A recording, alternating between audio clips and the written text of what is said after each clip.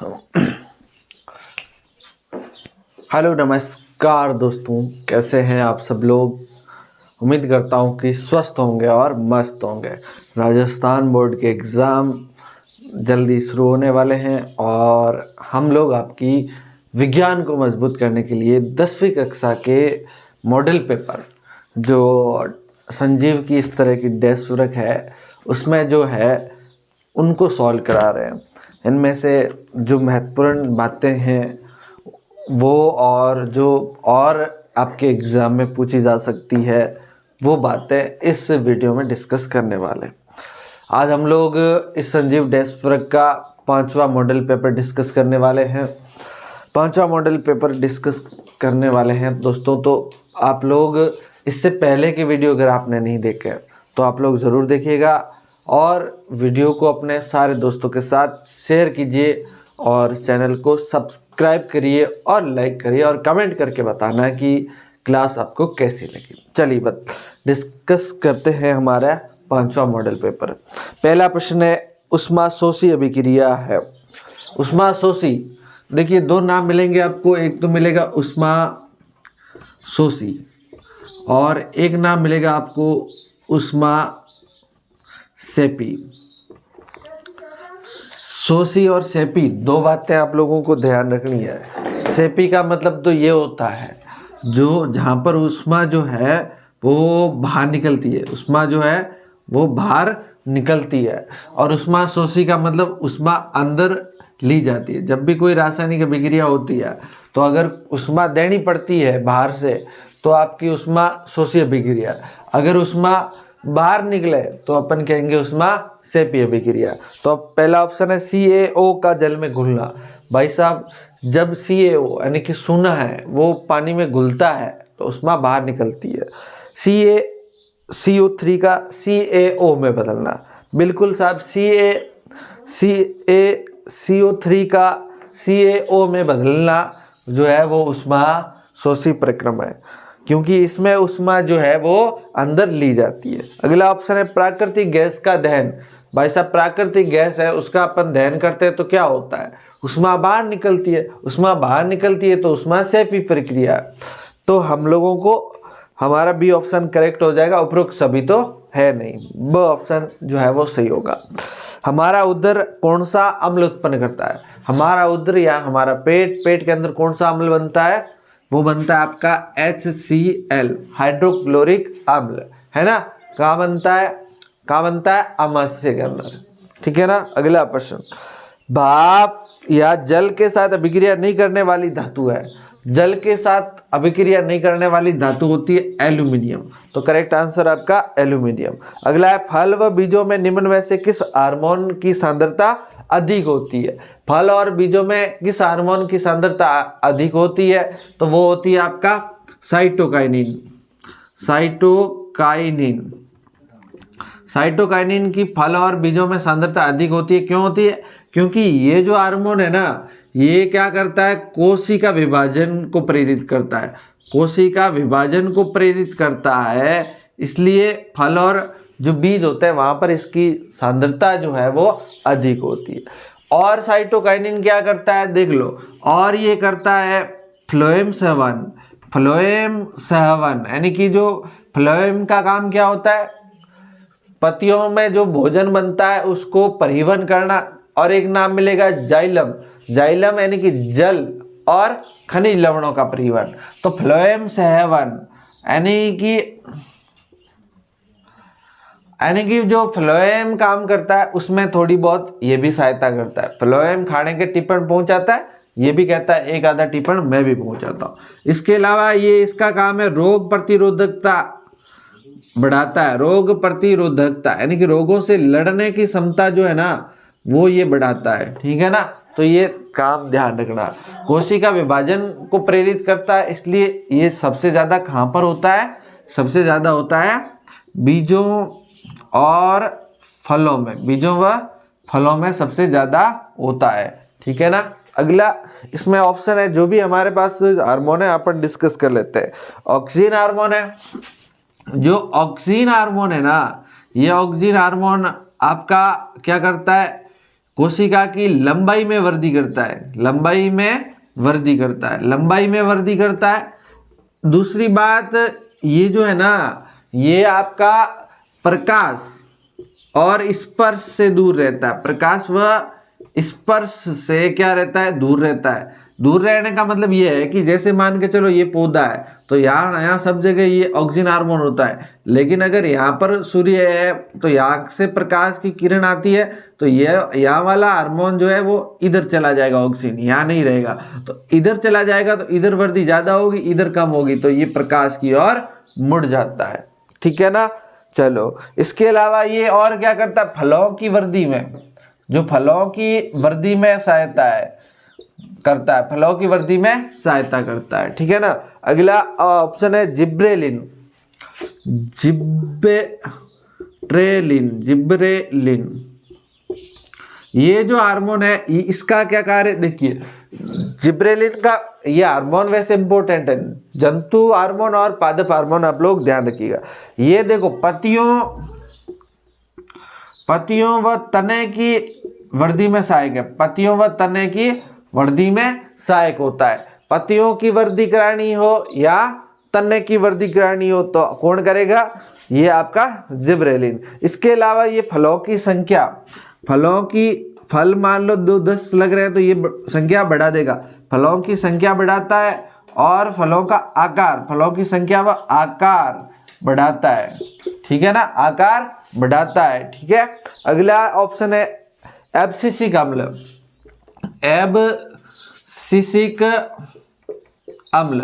Abscisic अम्ल ये क्या करता है, वृद्धि का संदमन करता है, वृद्धि का संदमन का मतलब वृद्धि को रोकता है, इसलिए हम लोग इसको हार्मोन या पौधों की दादी कहते हैं। ये और क्या करता है, ये और आपका पत्तियों का झड़ना और मुरझाना ये काम करता है, पत्तियों को झाड़ देता है या पत्तियों को मुरझा देता है। इसके अलावा ये क्या करता है, वाष्पोत्सर्जन को रोकता है या कम करता है। अगर पानी ज़्यादा ढुल रहा है पत्तियों से तो ये वाष्पोत्सर्जन को रोक देता है। ठीक है ना। अगला प्रश्न है जीन कहाँ पर स्थित होते हैं। जो जीन है ना, जीन आपको पता है कहाँ होते हैं, कोशिका के अंदर होता है केंद्र। कोशिका, ये मान लो आपकी कोशिका यहाँ होता है केंद्र के होते हैं गुणसूत्र, और गुणसूत्र पे होते हैं जीन, तो इसलिए गुणसूत्र के अंदर होते हैं जीन, गुणसूत्र के अंदर होते हैं आपके जीन। ठीक है ना, ये बात ध्यान रखिएगा। अगला क्वेश्चन देखिएगा। अगला प्रश्न देखिए, पतले लेंसों में आपतित किरण अपने मार्ग से विचलित हुए बिना सीधी उसी दिशा में निकल जाती है। जब मुख्य अक्ष पर ऐसे बिंदु को क्या कहते हैं, ये आपका लेंस होता है ना, M और N, तो यहाँ पर होता है प्रकाशिक केंद्र। क्या होता है, प्रकाशिक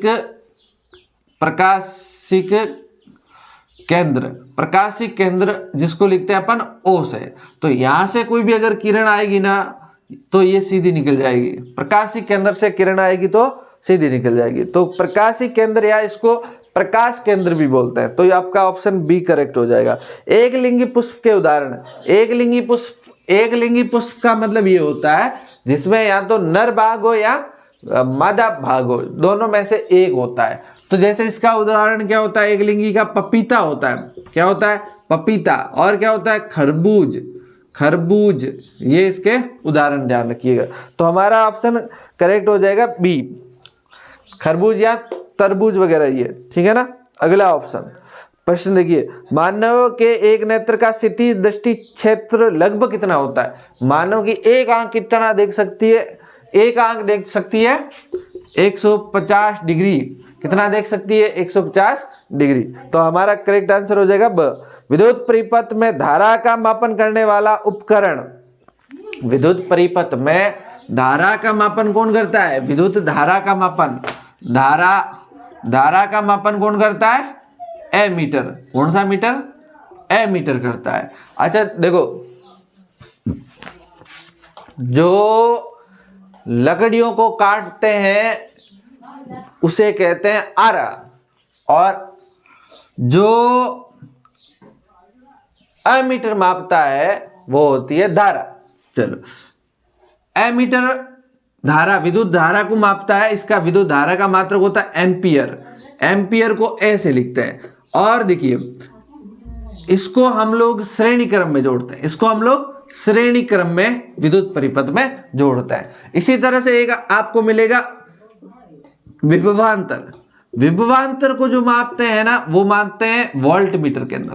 किसमें? वोल्ट मीटर के अंदर। और वोल्ट मीटर जो मापता है वो मापता है विभवांतर को, कौन सी यूनिट है इसकी, या इकाई है या मात्रक है, वोल्ट। इसको लिखते हैं V से। जोड़ते कैसे वोल्ट मीटर को, ध्यान रखना, समांतर क्रम में। कौन से क्रम में? समांतर क्रम में, ठीक है ना। अगला प्रश्न देखो, बायोगैस का मुख्य घटक क्या होता है? बायोगैस जो होती है उसका मुख्य घटक होता है मीथेन। मीथेन को ही मीथेन कहते हैं, तो इसका ऑप्शन करेक्ट हो जाएगा अ। अगला प्रश्न है, एक स्थलीय पारितंत्र में हरे पौधों की पत्तियों द्वारा प्राप्त होने वाले सौर ऊर्जा का लगभग कितने प्रतिशत भाग खाद्य ऊर्जा में परिवर्तित किया जाता है? कितना किया जाता है? सबको पता होना चाहिए, 1%। कितना? 1%। अगला, गंगा सफाई योजना कब प्रारंभ हुई थी? गंगा की जो सफाई योजना है वो कब प्रारंभ हुई? 1985 के अंदर, ठीक है ना। इस तरह से ये क्वेश्चन हमारे क्लियर होते हैं ऑप्शन वाले। अगला प्रश्न देखो, अगला प्रश्न है आपका दूसरा और इसमें पहला। उत्प्रेरक का उपयोग साधारणतः वनस्पति तेलों के हाइड्रोजनीकरण में किया जाता है। किस उत्प्रेरक का उपयोग हम लोग क्या करते हैं? वनस्पति तेलों के हाइड्रोजनीकरण में किया जाता है। यानी कि वनस्पति तेलों से क्या बनाया जाता है? वनस्पति घी बनाया जाता है। अच्छा, कौन सी अभिक्रिया याद करो? कौन सी अभिक्रिया? संकलन अभिक्रिया। कार्बन यौगिकों के रासायनिक गुणधर्मों में आपको एक अभिक्रिया ये मिलेगी, संकलन अभिक्रिया। संकलन अभिक्रिया क्या करती है? संकलन अभिक्रिया क्या करती है बताओ? जो आपके असंतृप्त हाइड्रोकार्बन होते हैं, जो आपके असंतृप्त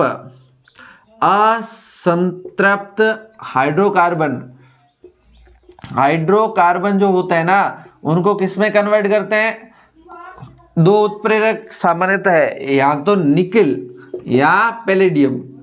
निकिल या पैलेडियम की उपस्थिति में ये संतृप्त हाइड्रोकार्बन में बदलते हैं, संतृप्त हाइड्रोकार्बन में बदला जाता है। यह अभिक्रिया संकलन अभिक्रिया कहलाती है। और इसे ही अपन क्या बोलते हैं?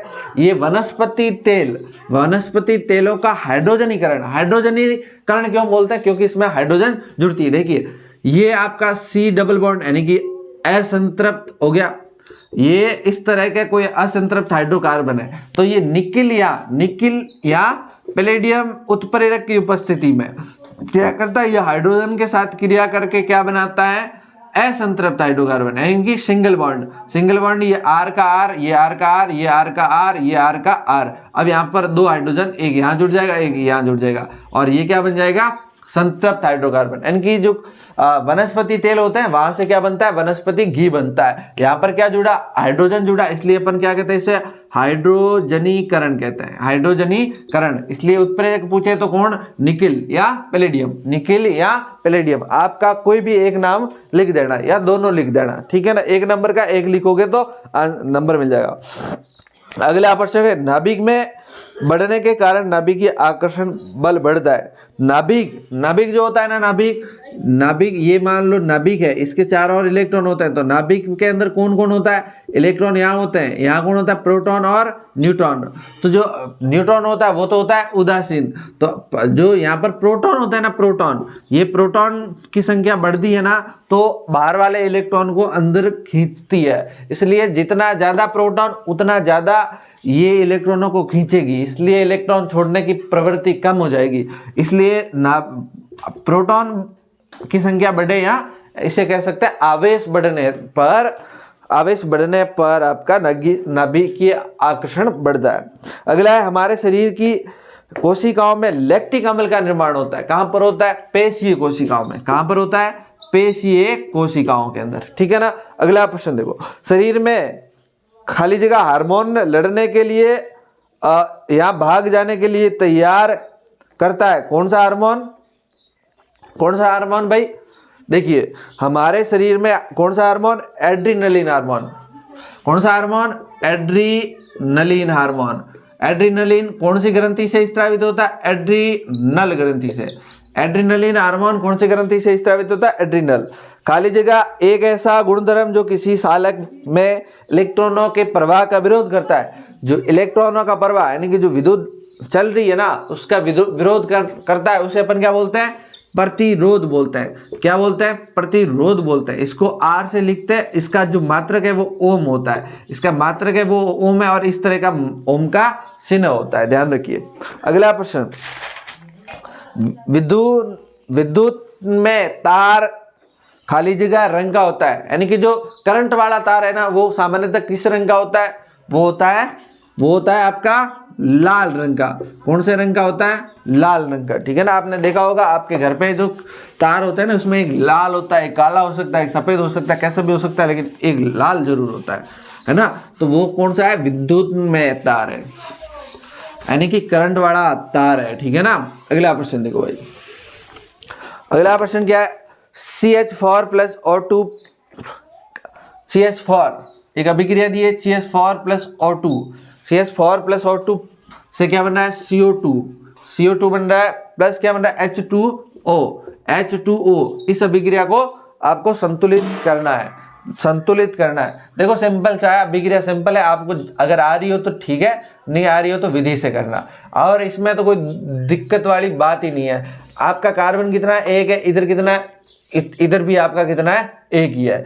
यहाँ पर हाइड्रोजन कितना है? पूरी अभिक्रिया में 4 हाइड्रोजन, जबकि इधर कितने हैं? 2। तो इसको क्या कर दे? 2 से गुणा कर दे, 2 दूनी 4 हो गया, तो बराबर है। अब यहाँ पर ऑक्सीजन कितना है? 2 है। यहाँ पर ऑक्सीजन कितना है? यहाँ पर ऑक्सीजन 4 है। तो यहाँ को इसको 2 से गुणा करेंगे तो हाइड्रोजन ऑक्सीजन भी कितना हो जाएगा?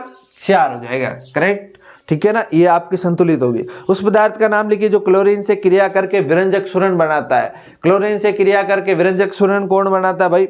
बुझा हुआ सोना। ये सूत्र देखो, ये आपका क्या? बुझा हुआ सोना। ये क्या करता है? क्लोरीन से क्रिया करता है। जब क्लोरीन से क्रिया करता है तो आपका क्या बनता है? विरंजक सूरण बनता है। तब क्या बनता है? विरंजक सूरण, CaOCl2। और क्या बनता है? पानी बनता है। और क्या बनता है? पानी बनता है। ये क्या है आपका? विरंजक सूरण। ये क्या है आपका? विरंजक सूरण। तो किससे बनता है? Sodium hydroxide. इसका नाम होता है कैल्शियम हाइड्रोक्साइड। क्या नाम है? Calcium hydroxide, CaO। या इसे अपन बोलते हैं बुझा हुआ सोना। ये किसके साथ अभिक्रिया करता है? क्लोरीन के साथ। तो क्या बनता है आपका? विरंजक सूरण बनता है। क्या बनता है? विरंजक सूरण बनता है। 2 धातुओं के नाम बताइए जो अत्यंत अधिक ताप पर भी ऑक्सीजन के साथ क्रिया नहीं करती। कौन है ऐसी धातु? है कौन? एक तो आपका सोना, Au, और कौन? आपकी सांदी। और कौन? सांदी, Ag। ये बहुत बड़ी मुश्किल से मतलब क्रिया करती नहीं है, किससे? ऑक्सीजन से, ठीक है ना। CNG का पूरा नाम भाई साहब पहले 6वीं 7वीं का क्वेश्चन है। CNG का पूरा नाम compressed natural gas. Compressed natural gas, इसको हिंदी में बोलते हैं संपीड़ित प्राकृतिक गैस। संपीड़ित प्राकृतिक गैस या कंप्रेस्ड नेचुरल गैस, ठीक है ना। अगला प्रश्न, डावेराइनर का त्रिक वर्गीकरण किस सिद्धांत पर या किस पर आधारित था? तो देखिए सबके सिद्धांत जो है ना वो परमाणु द्रव्यमान पर थे, परमाणु द्रव्यमान पर आधारित थे, परमाणु द्रव्यमान पर आधारित थे। लेकिन जो वर्तमान की आधुनिक आवर्त सारणी है उसका सिद्धांत जो है परमाणु संख्या है। उसका सिद्धांत जो है वो किस पर आधारित है? परमाणु संख्या पर आधारित है। मौसक हार्मोन का कार्य बताओ। जो मौसक हार्मोन है ना उसका कार्य क्या है? जो पिट्यूटरी ग्रंथि है उसके स्राव को या उसके हार्मोन के स्राव को प्रेरित करना। कौन सी ग्रंथि? पिट्यूटरी। पिट्यूटरी ग्रंथि के हार्मोन के स्राव को प्रेरित करना। स्राव को क्या करती है? प्रेरित करती है, ध्यान रखना, ठीक है ना। अगला प्रश्न देखो, अंडा से प्रत्येक माह कितने अंडों का मोशन करता है? भाई अंडा से प्रत्येक माह कितने अंडों का मोशन करता है? बहुत सिंपल सा है, 2 अंडा से होते हैं, दोनों में से प्रत्येक बार एक करता है 1 महीने में, या फिर एक ये करेगा। अगर मतलब कुल मिला के दोनों में से एक अंडा से प्रत्येक माह एक अंडे का मोशन करता है या एक अंडे का निर्माण करता है, ठीक है ना। एक अंडा, यहाँ इसे बोलते हैं अंडाणु, ठीक है। अगला प्रश्न क्या है, सिंपल सा है। उस युक्ति का नाम बताइए जो किसी सालक के बीच विभवांतर पैदा करती है। विभवांतर कौन करता है? सालक के बीच आपके सेल या फिर बैटरी, सेल या बैटरी क्या करती है? विभवांतर उत्पन्न करती है दो सेलों के बीच, तभी तो करंट चलता है। अगला प्रश्न है, विद्युत परिपथ में विद्युत में तथा उदासीन तार के मध्य कितना विभवांतर होता है? ये पूछ रहा है विभवांतर, कितना विभवांतर होता है? हमारे घर में जो लाइट आती है ना, विभवांतर कितना विभवांतर होता है? तो सबको पता है 220 वोल्ट, यानी कि हमारे घर जो करंट आता है वो कितने वोल्ट का आता है? 220 वोल्ट का आता है, ठीक है ना। अगला प्रश्न देखो, विद्युत चुंबकीय क्षेत्र की तीव्रता का मात्रक क्या है? चुंबकीय क्षेत्र की तीव्रता का मात्रक क्या है? तो इसका मात्रक है आरस्टेड। अच्छा, इससे विद्युत और चुंबक के बीच में जो संबंध है वो एक वैज्ञानिक हुए हैंस क्रिश्चियन आरस्टेड, इन्होंने बताए थे, तो इन्हीं के नाम पर ये मात्रक पड़ गया आरस्टेड, ठीक है ना। तो इन्होंने विद्युत और चुंबक के बीच में जो संबंध बताया वो किसने बताया? हैंस क्रिश्चियन आरस्टेड, और इन्हीं के नाम पर विद्युत क्षेत्र की तीव्रता का मात्रक पड़ गया। अगला प्रश्न है, जय मात्रा किसे कहते हैं? जय मात्रा मतलब अगर कोई भी ईंधन जो है वो अगर किसी जीव या पौधे से प्राप्त हो रहा है तो उसे जैव मात्रा कहेंगे। उसे क्या कहेंगे? जैव मात्रा। किसी भी आहार श्रृंखला में प्रथम पोषी स्तर किससे निर्मित होता है? आहार श्रृंखला में प्रथम पोषी स्तर होता है उत्पादक, उसके बाद आते हैं उपभोक्ता, उसके बाद आते हैं अपमार्जक या अपमार्जक को कहते हैं अपघटक। ये उपभोक्ता होते हैं, ये 3 टाइप के होते हैं, प्रथम उपभोक्ता या प्राथमिक उपभोक्ता, द्वितीय उपभोक्ता और तृतीय उपभोक्ता। जो तृतीय उपभोक्ता होता है उसे सर्वोच्च उपभोक्ता भी कहते हैं, ठीक है ना। इस तरह से ये हमारा क्लियर होता है। फिर आता है बखंड का हमारा क्वेश्चन है सोता, मतलब बखंड में क्या कह रहा है? एनोडीकरण क्या होता है, इसका उपयोग बताओ। एनोडीकरण का मतलब है जो एल्यूमिनियम है ना, एल्यूमिनियम के ऊपर अगर मोटी ऑक्साइड की परत चढ़ा दे, हैं, एल्यूमिनियम के ऊपर क्या करें? मोटी एक ऑक्साइड की परत चढ़ा दें तो उसे अपन क्या कहेंगे?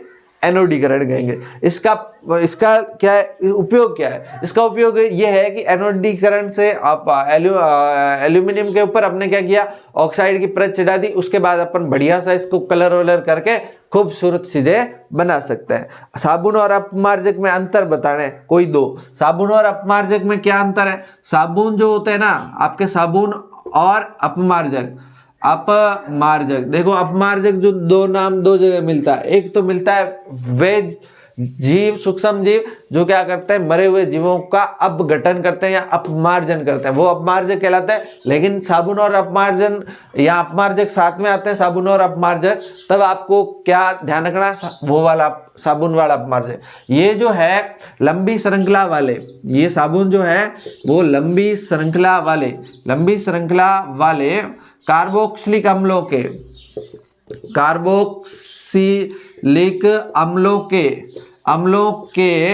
क्या होते हैं? सोडियम या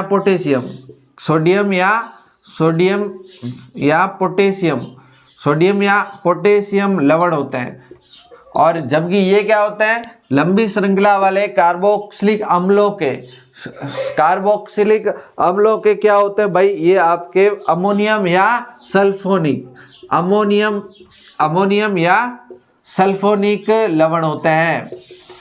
पहली बात ये। दूसरी बात, ये सिर्फ मृदु जल में कार्य करते हैं। ये मृदु और कठोर जल दोनों में कार्य करते हैं। ये कठोर जल में जाग नहीं देते, जबकि ये कठोर जल में जाग देते हैं। सिंपल।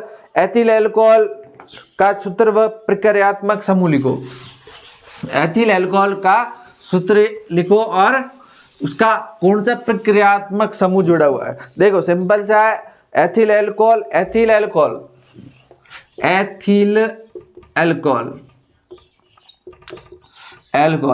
तो देखो एथिल अल्कोहल का मतलब है कि 2 कार्बन मैथ और उसके साथ अल्कोहल जुड़ा हुआ, तो ये आपका क्या होता है? Ethyl alcohol. ये क्या है आपका एथिल एल्कोहल, ठीक है ना। अच्छा इसका वैसे नाम क्या बनता है, एथेनॉल बनता है। ये आपका कौन सा क्रियात्मक समूह है, हाइड्रोक्सिल, हाइड्रोक्सिल या OH क्रियात्मक समूह है, OH क्रियात्मक समूह। इसे अपन एल्कोहल भी कह सकते हैं और एल्कोहल क्रियात्मक समूह भी कह सकते हैं, कोई दिक्कत नहीं है, ठीक है ना। तो ये हो गया हाइड्रोक्सिल समूह आपका इसका क्रियात्मक समूह है। तत्वों में आवर्त में तत्वों के इलेक्ट्रॉन त्यागने की प्रवृत्ति कम होती है।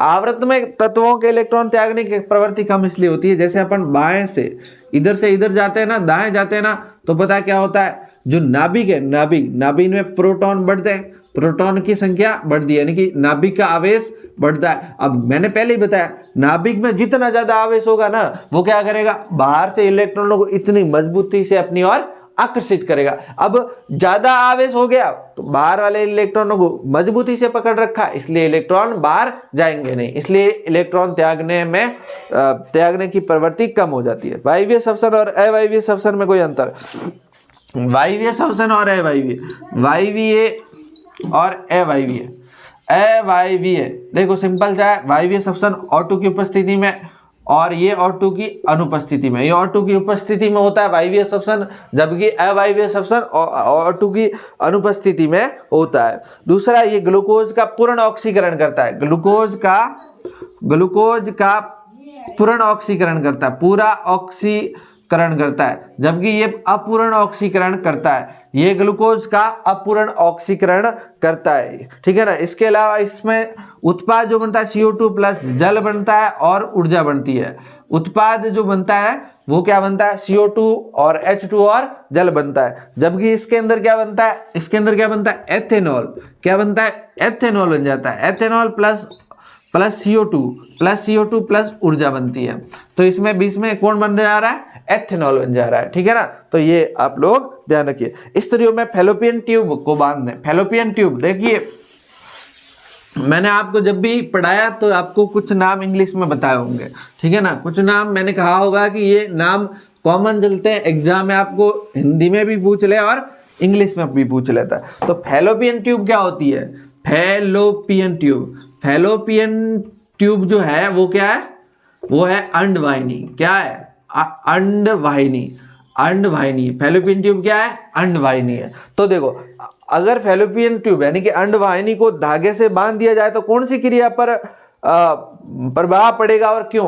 फैलोपियन ट्यूब को अगर अपन बांध दें तो आपको पता है फैलोपियन ट्यूब अंडाशय से जुड़ी होती है, अंडाशय किसका निर्माण करता है, अंडे का निर्माण करता है, अंडा इस फैलोपियन ट्यूब से इधर आता है और जो अंडाणु है वो यहाँ से फैलोपियन ट्यूब से इधर आता है, फैलोपियन ट्यूब से इधर आता है और इसके साथ ही जो शुक्राणु है, शुक्राणु जो है वो इसके सामने अंडवाहिनी में जाता है। लेकिन मान के चलो ये आपकी ये फैलोपियन ट्यूब है, ये गर्भाशय है, अगर यहाँ से अपन इसको काट के बांधे, यहाँ से अंडा बना, यहाँ से अंडा बना और यहाँ आया तो यहाँ से तो हमने काट के बांध रखा तो ये इधर नहीं आ पाएगा और यहाँ से शुक्राणु इधर इससे नहीं मिल पाएगा।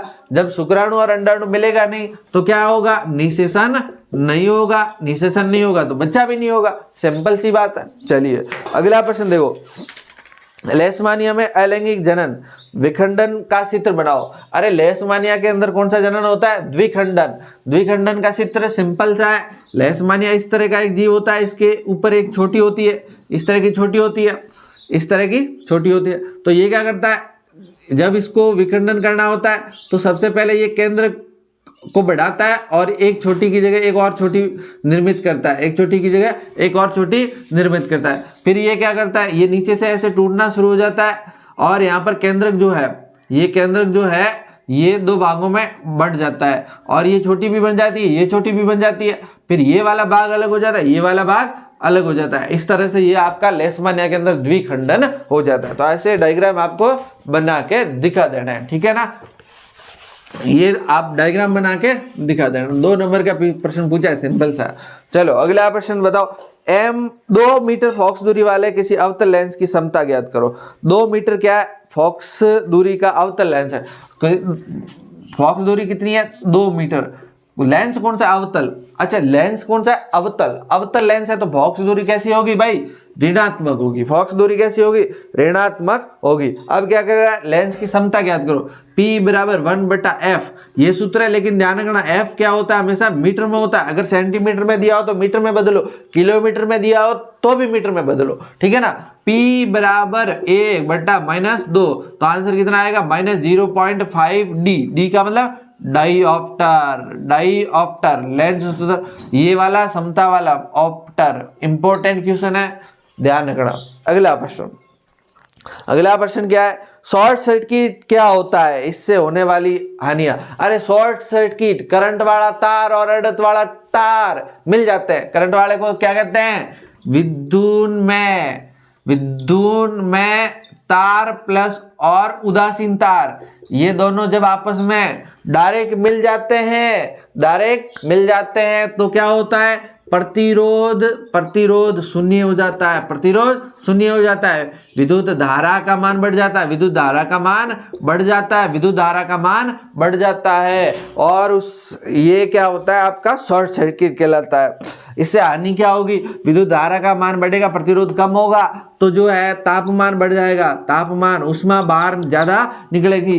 तापमान ज्यादा हो जाएगा तो जो आपके तार होते हैं ना, तार के ऊपर जो कवर होते हैं ना रबड़ के बने हुए, वो जल जाएंगे। वो क्या हो जाएंगे? जल जाएंगे। या फिर उसके आसपास की चीजें भी जल सकती है। बोर्ड जल सकता है आपका, कोई अगर कोई विद्युत उपकरण है वो भी जल सकता है, ध्यान रखिएगा। चलिए अगला है विद्युत प्रत्यावर्ती धारा जनित्र और डिश धारा जनित्र में अंतर बताओ। प्रत्यावर्ती धारा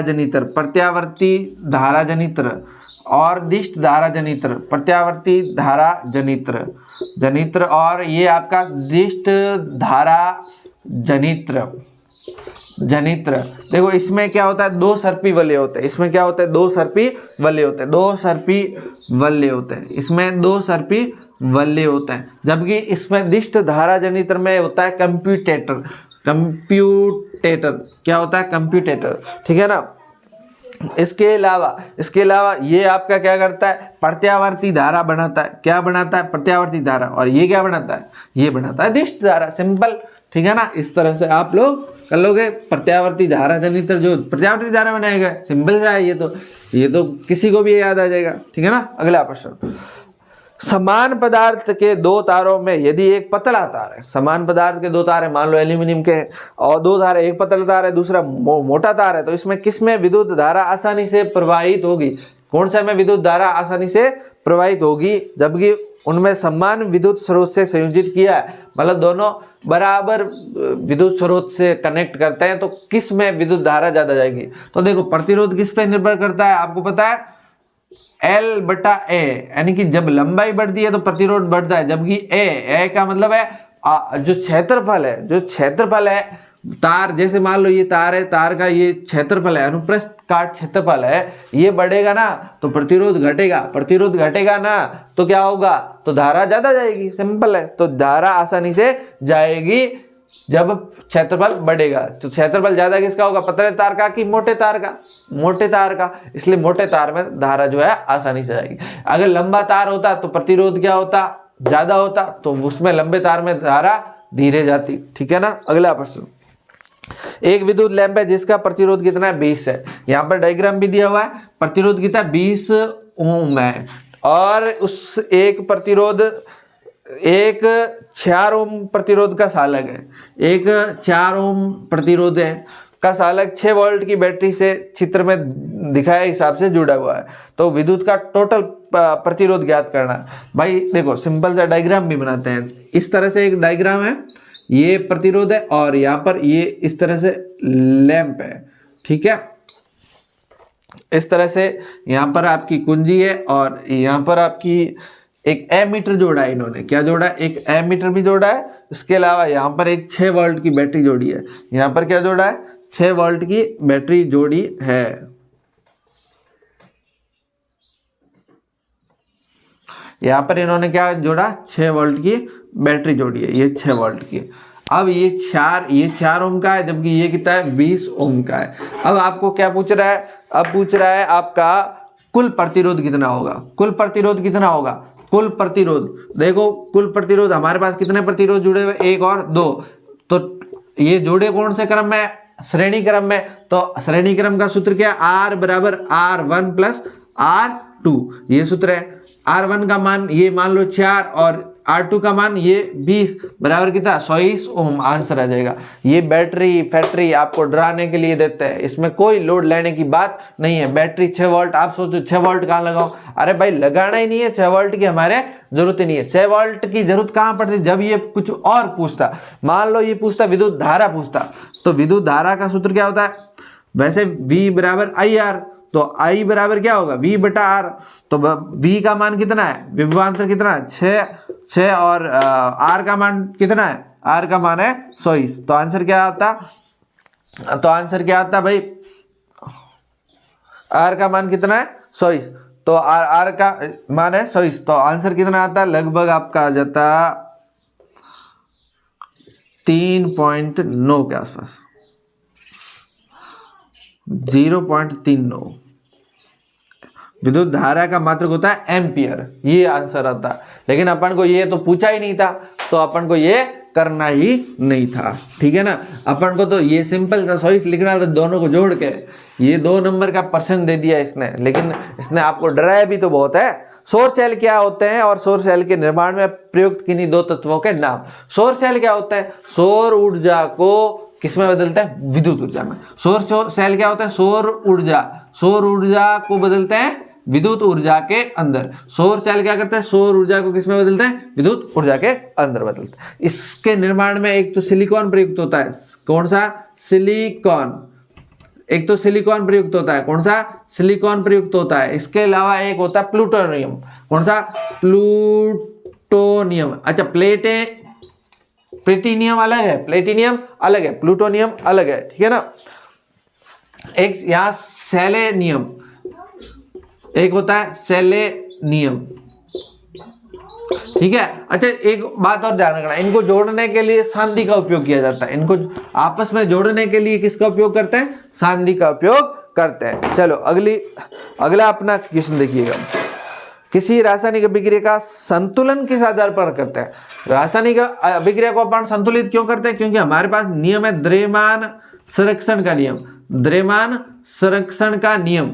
इस नियम के आधार पर हम किसी भी रासायनिक अभिक्रिया को संतुलित करते हैं। क्या कहता है रासायनिक, ये द्रव्यमान संरक्षण का नियम, ये ऐसे कहता है, न तो कोई अभिक्रिया से पहले जो अभिकारक होते हैं ना, उसमें द्रव्यमान जितना होता है ना, उतना का उतना द्रव्यमान अभिक्रिया के बाद में जितने भी परमाणु है उनका द्रव्यमान होना चाहिए, उनका द्रव्यमान इतना होना चाहिए। यानी कि न तो द्रव्यमान का निर्माण किया जा सकता है, न ही द्रव्यमान को नष्ट किया जा सकता है। अगला प्रश्न देखो, ऑक्सीकारक किसे कहते हैं, ऑक्सीकरण किसे कहते हैं।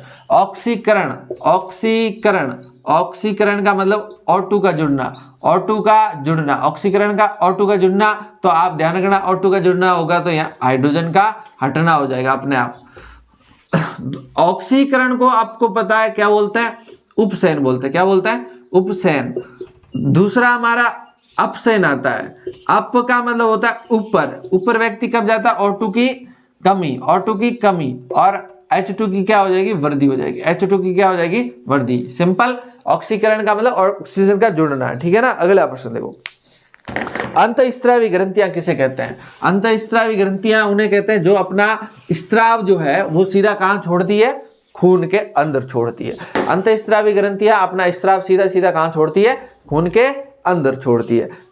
अंतःस्रावी ग्रंथियों का जो स्त्राव होता है ना, वो क्या होता है, हार्मोन कहलाते हैं। वो क्या कहलाते हैं, हार्मोन। जैसे आपका कोई इसने का एक उदाहरण दो, जैसे पीयूष ग्रंथि एक क्या है आपकी, पीयूष ग्रंथि एक अंतःस्रावी ग्रंथि। कौन सा हार्मोन स्रावित करती है, वृद्धि हार्मोन स्रावित करती है। वृद्धि हार्मोन की कमी हो जाए अगर छोटे हो तब, तो क्या छोटे रह जाओगे। अगला, और एड्रिनल ग्रंथि अभी हमने पढ़ी, एड्रिनलिन हार्मोन का स्त्राव करती है। अग्नाशय है ना, थायराइड ग्रंथि, ये बहुत सारी ग्रंथियां हैं, कोई भी उदाहरण लिख लेना।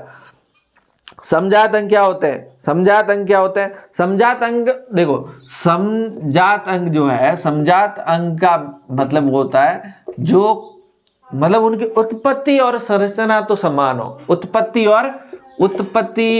व संरचना क्या हो, संरचना समान हो, उत्पत्ति व संरचना समान हो, लेकिन कार्य क्या हो, भिन्न हो, लेकिन इसी का उल्टा होता है समरूप अंग।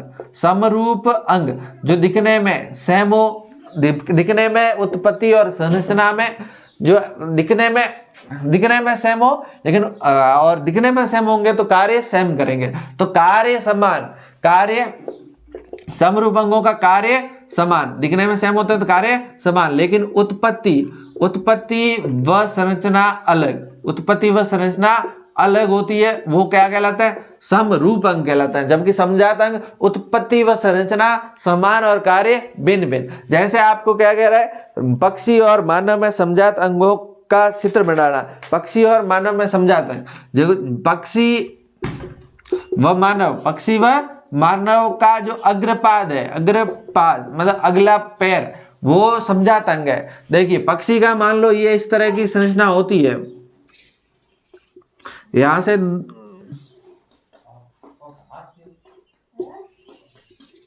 ये इस तरह की 5-6 हड्डियां जो है वो जाती है, ठीक है ना।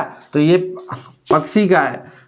जबकि अपन जब मानव की बात करें तो मानव का भी इस तरह का हाथ होता है, हमारे पास भी 2 हड्डियां होती हैं और ये हड्डियां जो है ये आगे अंगुलियों में जाती है, 1 2 3 4 5, ये आपकी अंगुलियां हैं, ये आपकी अंगुलियां होती है। ऐसे ये जॉइंट होता है तो अपन भी जॉइंट कर लें तो ये फोटो बन जाता है। जबकि ये पक्षी के अग्रपाद का काम क्या है? उड़ना है। जबकि हमारा क्या है? वस्तुओं को पकड़ना करना है ना, ये लिखना वगैरह वो काम है। तो ये ध्यान रखना, समजात अंगों का ऐसा चित्र बना देना, ठीक है ना। समरूप अंग कौन से हैं पता है? पक्षियों के पंख और समगादड़ के पंख, ठीक है ना। कार्य तो सेम है लेकिन उत्पत्ति इनकी अलग है। अगला प्रश्न है, संकेत के खतरे के सिग्नल का प्रकाश लाल रंग का क्यों होता है? लाल रंग का इसलिए होता है क्योंकि जो लाल रंग का प्रकाश होता है ना वो सबसे कम फैलता है। ऐसे ही वायुमंडल से कम फैलता है, तो अगर हम दूर से देखेंगे तो हमारे पास प्रकाश सीधा सीधा आएगा, फैलेगा नहीं बीच में। अगर उसकी जगह दूसरा प्रकाश होता तो वो बीच में फैल जाता है, यानी कि उसका क्या हो जाता है? विवर्तन हो जाता है, ठीक है ना। अगला प्रश्न है, एक 14 वर्षीय छात्र है, एक 14 वर्ष का छात्र है, भले कितना भी हो अपन को कोई लेना देना नहीं, उससे 5 मीटर दूर रखे श्याम पट पर लिखे प्रश्न को स्पष्ट नहीं देख रहा है। 5 मीटर मतलब दूर का वो स्पष्ट नहीं देख रहा है, दूर का स्पष्ट नहीं देखता है, दूर का स्पष्ट नहीं देखता है, दूर का नहीं दिखता, दूर का नहीं दिखता, तो कौन सा रोग? निकट वाला रोग, निकट दृष्टि दोष, निकट दृष्टि दोष, निकट दृष्टि दोष, निकट दृष्टि दोष, इसे कहते हैं मायोपिया। इसे क्या कहते हैं? मायोपिया। अच्छा, निकट दृष्टि दोष, दूर का दिखे, दूर का नहीं दिखे तो निकट दृष्टि दोष, अगर पास का नहीं दिखे तो, पास का नहीं दिखे तो दूर दृष्टि दोष, पास का नहीं दिखे तो दूर दृष्टि दोष। जबकि इसको निकट दृष्टि दोष है तो इसको ठीक करना है तो कौन सा लेंस लगेगा? अवतल लेंस लगेगा, अवतल लेंस। अगर दूर दृष्टि दोष को ठीक करना है तो कौन सा लेंस लगेगा? उत्तल लेंस लगेगा। आई बात समझ है। अगला प्रश्न, द खंड में हम प्रवेश कर चुके हैं, द खंड में हम प्रवेश कर चुके हैं। चलो, ये प्रश्न क्या कह रहा है? बहुत बढ़िया प्रश्न है। एक परख नली ए और बी में समान लंबाई की मैग्नीशियम की पट्टी डाली। एक परख नली है ए, ये मान लो एक परख नली है ए और एक परख नली है बी, इन दोनों में क्या डाला है? इन दोनों में डाला मैग्नीशियम की पन्नी, मैग्नीशियम की क्या डाली? पट्टी डाली। परख नली ए में HCl है, परख नली ए में क्या है? HCl है। जबकि परख नली बी में एसिटिक अम्ल है, क्या है? एसिटिक अम्ल, CH3COOH, सूत्र याद रखना, एसिटिक अम्ल है। तो आप बताओ, दोनों अम्लों की मात्रा और सांद्रता समान है, दोनों बराबर लिए, मान लो हमने इतना भरा है तो इतना, सांद्रता भी बराबर है, किसी में पानी वानी हमने नहीं मिलाया, तो किस परख नली में अधिक तेजी से बुदबुदाहट होगी और क्यों? क्यों होगी? देखिए, और किस में होगी? जो HCl है ना वो अत्यधिक तेज अम्ल है, प्रबल अम्ल है, अत्यधिक तेज अम्ल है या प्रबल अम्ल है, लेकिन ये इसकी अपेक्षा दुर्बल है, ये इसकी अपेक्षा दुर्बल है।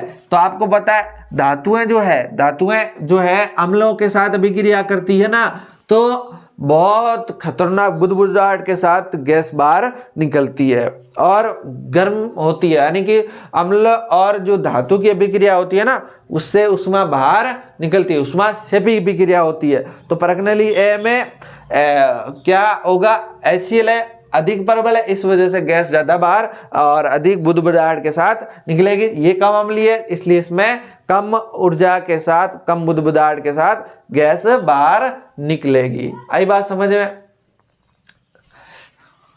आई ना? कौन सी गैस निकलेगी? धातुएं अम्ल के साथ क्रिया करके कौन सी गैस निकालती है? हाइड्रोजन गैस निकालती है। अगला प्रश्न देखो, अम्ल का जलीय विलयन क्यों विद्युत का चालन करता है? जल का अम्लीय विलयन क्यों विद्युत का चालन करता है? क्यों करता है? क्योंकि जलीय विलयन में क्या बनते हैं? H+ आयन, और विद्युत का चालन करने के लिए अपन को क्या चाहिए होता है? आयन चाहिए होता है। तो इसमें आयन बन जाते हैं H+ आयन, इस वजह से वे अम्लीय जल क्या करता है? विद्युत का अम्ल का जलीय विलयन विद्युत का क्या करता है? चालन करता है। अगला प्रश्न है, क्रिस्टलन जल से क्या अभिप्राय? क्रिस्टलन जल का मतलब ये होता है कि अगर किसी भी पदार्थ के साथ, जैसे मान लो ये था आपका CaSO4, अगर इसके साथ कोई पॉइंट लगा के दो या कोई भी जल का अणु जुड़ते हैं, कोई भी जल के अणु जुड़ते हैं, क्रिस्टल जल के अणु जुड़ते हैं, उसे क्रिस्टलीय जल बोलते हैं या क्रिस्टलन जल बोलते हैं। ठीक है ना? अगर मान लो किसी भी यौगिक के साथ कुछ पानी के जो अणु जुड़ जाते हैं, उसे अपन क्या कहते हैं? क्रिस्टलन जल कहते हैं। अगला प्रश्न देखो, सम्मिलित करना है तो बताओ जिप्सम का सूत्र क्या है? तो जिप्सम का सूत्र तो हमने लिख ही दिया, ये जिप्सम का सूत्र है। शॉक का क्या होता है? शॉक का क्या सूत्र होता है भाई? CaCO3। शॉक का क्या होता है? CaCO3। इससे मिलवा दो। ठीक है, बिना बुझा सुना CaO। और अगला प्रश्न है बुझा हुआ सुना सोडियम हाइड्रोक्साइड, पहले भी बताया, OH का ट्रॉइस। ठीक है, ये आपका मिलाएंगे तो आंसर बन जाएगा। कितने नंबर का भाई? 2 नंबर का। धातु के साथ अम्ल की अभिक्रिया होने पर सामान्यतः कौन सी गैस निकलती है? धातु के साथ, अभी बताया मैंने, धातु के साथ जब अम्ल की अभिक्रिया होती है, जैसे Mg के साथ HCl की अभिक्रिया करवाई तो MgCl बन गया, और क्या बन गया? H2 गैस बन गई। ठीक है ना? तो कौन सी गैस निकलती है? H2 यानी कि हाइड्रोजन गैस निकलती है, ध्यान रखना। अगला प्रश्न देखो, धातुओं और अम्ल की अभिक्रिया से हाइड्रोजन गैस निकलती है। फिर दोहरा परिसंचरण किसे कहते हैं? दोहरे परिसंचरण को दर्शाने के लिए आरेख भी बनाओ। दोहरा परिसंचरण का मतलब होता है कि अगर हमारा जो मानव के अंदर या किसी भी जीव के अंदर जो खून है, अपना एक चक्कर पूरा करने के लिए अगर हृदय से 2 बार गुजरता है तो उसे अपन दोहरा परिसंचरण कहते हैं। जैसे मान के चलो ये हमारा हृदय है, ये हमारा क्या है? हृदय है। ऊपर वाले होते हैं आलिंद, आलिंद मतलब ये आपका बाया आलिंद, ये आपका दाया आलिंद, और ये आपका दाया निल्य, और ये आपका बाया निल्य। ठीक है ना?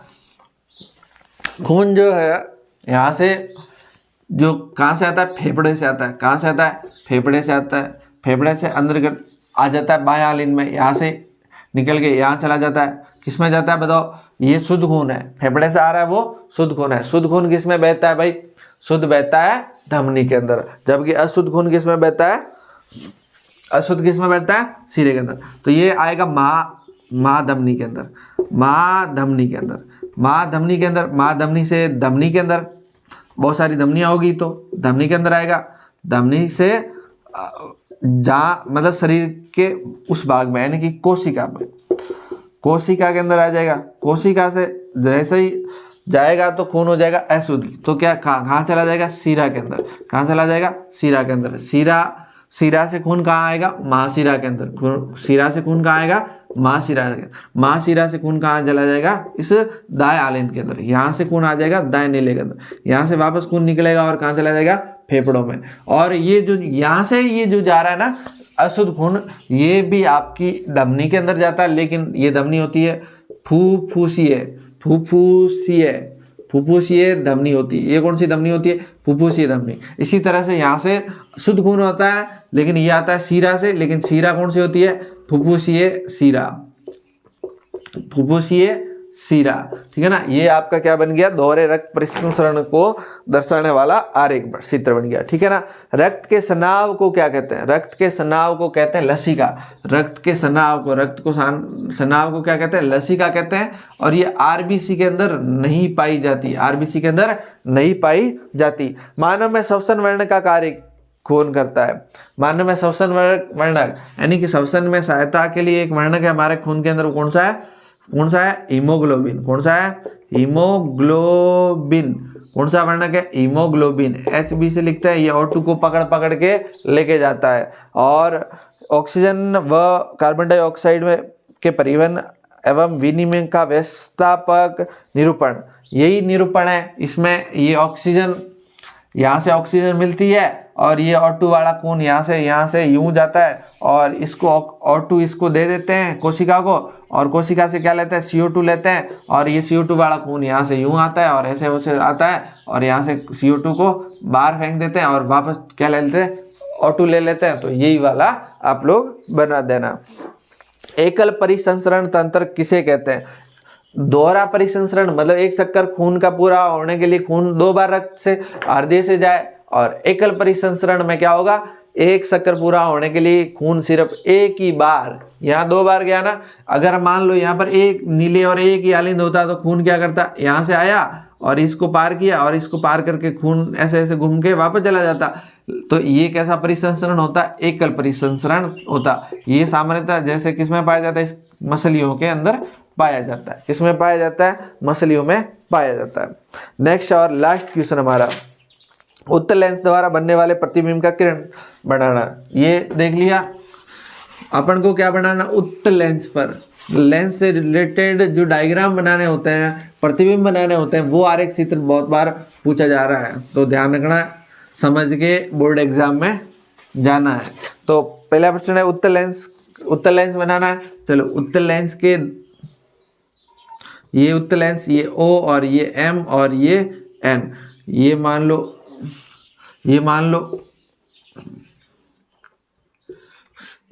C1 F1 F2 और ये आपका C2, ठीक है। अच्छा, क्या कह रहा है, बनाओ जबकि बिंब जो है 2F1 पर हो। बिंब कहाँ हो, 2F1 का मतलब C पर होता है। तो यहाँ पर हो क्या, बिंब, यहाँ पर हो बिंब C1, या इसको कहते हैं 2F1, तो वहाँ पर हो। और प्रतिबिंब की प्रकृति भी बतानी है, तो क्या करना है आपको, प्रतिबिंब की प्रकृति भी बतानी है। सॉरी क्या कहता है, 2F1 तथा F1 के बीच में हो, 2F1 और F1 के बीच में हो, यानी कि यहाँ कहीं हो, यहाँ नहीं, इसके ऊपर नहीं है। तो देखो यहाँ से किरण जा रही है, तो ये कहाँ से जाएगी, देखो ये जाएगी इस मुख्य फोक से चली जाएगी, मुख्य फोक से जा रही है। ओके, दूसरी किरण अगर हम यहाँ से, दूसरी किरण जो है अगर हम लोग प्रकाशीय केंद्र से डालते हैं, दूसरी किरण कहाँ से डालते हैं अपन, प्रकाशीय केंद्र से डालते हैं, तो प्रकाशीय केंद्र से यूं चली जाएगी, प्रकाशीय केंद्र से यूं चली जाएगी। तो देखो वैसे ये यहाँ पर बनेगा, यहाँ पर ये आपका C2 है, तो ये जो है प्रतिबिंब कहाँ बनेगा, C2 से परे बनेगा। प्रतिबिंब कहाँ बनेगा, C2 से परे बनेगा और इस वस्तु से बड़ा बनेगा। C2 से परे और बड़ा, और उल्टा होगा, और कैसा होगा, उल्टा होगा। उल्टा होगा तो भैया क्या होगा, वास्तविक होगा। उल्टा होगा तो क्या होगा, वास्तविक होगा, ठीक है ना। अगला प्रश्न है, एक सघन प्लेट कांच का अपवर्तनांक, कांच का अपवर्तनांक कितना दिया है, कांच का अपवर्तनांक दिया है 1.65, कांच का अपवर्तनांक कितना है, और अल्कोहल के का वायु के सापेक्ष अपवर्तनांक जो है 1.6 किसका, अल्कोहल का। यह अपवर्तनांक अपन को दिया है। अब ये पूछ रहा है, क्या पूछ रहा है, फ्लैट ग्लास का अल्कोहल के सापेक्ष, फ्लैट ग्लास का अल्कोहल के सापेक्ष। तो फ्लैट ग्लास का अल्कोहल के सापेक्ष आपको ज्ञात करना है। तो ग्लास मतलब कांच, ये कांच बटा अल्कोहल, अल्कोहल तो कांच का कितना है, कांच का कितना है 1.65 और ये कितना है 1.36। इसको अगर अपन गुणा भाग करते हैं तो लगभग सही है ना, हाँ, अगर हम इसको गुणा भाग करते हैं तो हमारा आंसर आता है लगभग 1.21। तो ये आंसर आ जाएगा इसका अपवर्तनांक, ठीक है ना, अपवर्तनांक आ जाएगा। अगला प्रश्न देखो, अगला प्रश्न एक अवतल लेंस द्वारा बनने वाले प्रतिबिंब। अब की बार बनाना अवतल का, बना देंगे अवतल लेंस द्वारा बनने वाले प्रतिबिंब। ये अवतल दर्पण, ये आपका O, ये आपका M और N, ठीक है। प्रतिबिंब बनाना है, प्रतिबिंब बनाना है, ओके। ये आपका F1, ये F1 और ये F2, ये C1 और ये आपका C2, ठीक है। अब देखो प्रतिबिंब बनाना है, कहाँ पर, वस्तु कहाँ है, बनाओ जब वस्तु 2F1 और F1 के बीच हो। वस्तु वही रखनी है जिससे पिछली बार रखी थी। चलो ये वस्तु रखी, अब यहाँ से किरण जा रही है, लेकिन जाएगी कहाँ से, यहाँ से यूं अपवर्तित होती हुई दिखाई देगी, यूं जाएगी। तो ये वापस पीछे मिलाते हैं ना, तो यहाँ पर ये मिलती है। दूसरी किरण अपन जब डालते हैं इस प्रकाशीय केंद्र से, तो ये सीधी सीधी चली जाएगी प्रकाशीय केंद्र से, तो प्रतिबिंब बनेगा यहाँ पर। इसको मान लो ए और बी से लिखते हैं, तो ये ए डैश बी डैश। अब इसकी प्रकृति, पहली बात तो ये कैसा बन रहा है, छोटा बन रहा है। पहली बात तो ये कैसा बन रहा है, छोटा बन रहा है, सीधा बन रहा है। सीधा बन रहा है तो आभासी होगा, आभासी होगा, ठीक है ना, क्लियर बात। अगला प्रश्न, एक अवतल लेंस की फोकस दूरी है 46 सेंटीमीटर। अवतल लेंस है, कौन सा है, अवतल लेंस की, अवतल लेंस है, फोकस दूरी कितनी है, F बराबर है 40, तो माइनस का 40 हो जाएगा और सेंटीमीटर, ठीक है साहब। क्या कह रहा है, इसकी समता ज्ञात करो। समता क्या होगी भाई साहब, सूत्र क्या, 1/F, P बराबर कितना होता है, 1/F, F होता है मीटर में। तो बताओ ये मीटर में है क्या, नहीं है, तो इसको मीटर में कन्वर्ट करना होगा, कन्वर्ट करना होगा। तो कैसे करेंगे भैया, तो कैसे करेंगे भैया, तो कैसे करेंगे, 100 के अंदर भाग दे दो 40 का, अरे 40 के अंदर भाग दे दो, 40 के अंदर भाग दे दो 100 का, तो हमारा 1 0 से 1 0 कट जाएगा, तो आंसर आ जाएगा 0.4 मीटर। तो 0.4 मीटर आंसर है। तो इसको अगर यहाँ पर मान रखते हैं तो 1/0.4, 1/0.4, पॉइंट हटाएंगे तो 10/4 हो जाएगा, पॉइंट हटाएंगे तो 10 पॉइंट हटाएंगे तो आपका कितना हो जाएगा, 10/4 हो जाएगा। तो भाग दो 2 पीछे 20, 520, तो 2.5 डी आंसर आ जाएगा, है ना।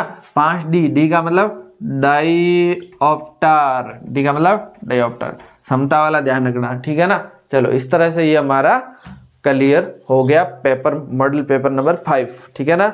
उम्मीद करता हूँ कि वीडियो आपको पसंद आया होगा। सॉरी, एक और चीज ध्यान रखो, उत्तल लेंस है तो माइनस का आएगा आंसर। यहाँ पर अवतल है तो इसकी फोकस दूरी इधर होती है, अवतल की माइनस में होती है, तो ये आंसर माइनस में आएगा, ठीक है ना।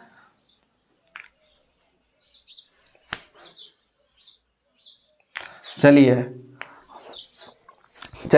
उम्मीद करता हूँ कि वीडियो आप लोगों को पसंद आया होगा और आपके हेल्पफुल होगा, इसलिए ज़्यादा से ज़्यादा इस वीडियो को शेयर कर दो और चैनल को सब्सक्राइब करो, एक बढ़िया सा कमेंट कर दो इस मेहनत के लिए। Thank you.